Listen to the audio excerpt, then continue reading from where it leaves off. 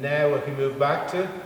So again, I'm watching for this back to dip. I'm going to make sure this back isn't going to move into that position as it goes.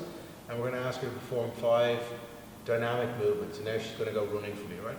Leg out, arm out.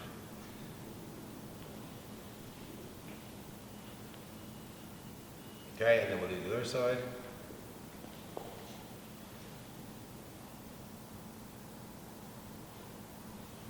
That's pretty good representation there of how we can get someone to a stable tabletop position.